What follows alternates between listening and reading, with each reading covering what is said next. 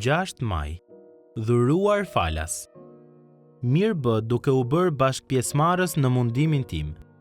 Tani edhe ju e dini, o Filipian, se në fillim të predikimit të Ungjillit, kur dola nga Maqedonia, asnjë kish nuk mori pjesë me mua për çështje dhënjeje dhe marrjeje, përveç jush vetëm. Filipianëve 4, 14 deri në 15. Të jesh i krishter, do të thotë të jesh marrës dhe dhënës. Shumë prej nesh janë edukuar për rëndësinë e të pasurit të një llogarie pensioni, në të cilën derdhim kontribute të vazhdueshme. Edhe pse do të ishte e gabuar që ta shpërfillnim plotësisht çështjen e marrjes së vendimeve të shëndosha financiare, si besimtar, duhet të marrim parasysh gjithashtu dhënien dhe investimin tonë në dritën e përjetësisë.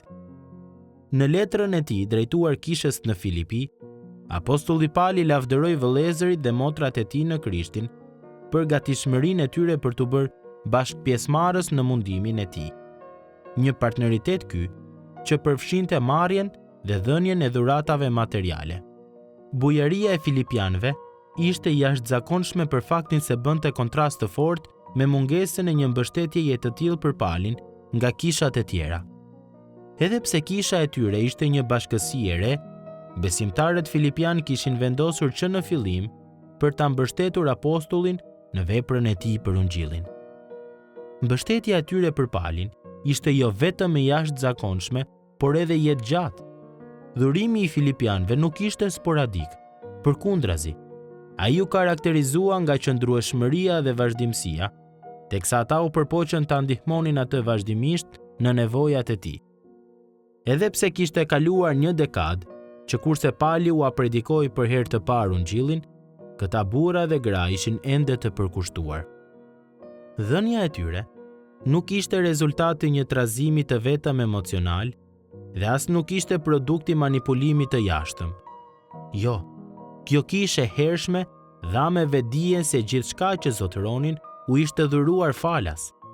Në të vërtetë, kur i dërgoi dishepujt, Jezusi u kishte kujtuar atyre se me qenë se falas morën, edhe ata duhet të jepnin falas. Mateu 10:8. Me fjalë të tjera, hiri i Perëndisë është themeli i partneritetit sakrifikues, bujar dhe me mend.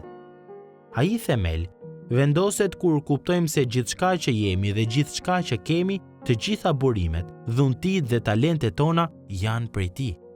Jo të gjithë ne kemi të njëjtat dhunti ose mundësi për të dhënë. Dhe sigurisht që dhënia monetare nuk është e vetmja mënyrë për të treguar dashamirësi. Megjithatë, duke qenë se të gjithë ne jemi marrës të asaj që na ka dhënë Perëndia, të gjithë ne do të jemi njerëz që synojnë t'u japin të tjerëve. Perëndia e ka bashkuar qëllimisht popullin e tij në një mënyrë të tillë që secili prej nesh të jap sipas hirit që na u dha. Romakëve 12:6. Nuk duhet të japim thjesht sepse na kanë manipuluar, ose sepse kemi dëgjuar një këngë emocionuese që na ka bërë të lotojmë. As nuk duhet të japim me synimin që emri ynë t'i vendoset një ndërtese ose një stoli. Jo, ne duhet të japim për një arsye dhe vetëm për një, sepse Perëndia na ka dhënë kaq lirisht dhe me kaq bujari.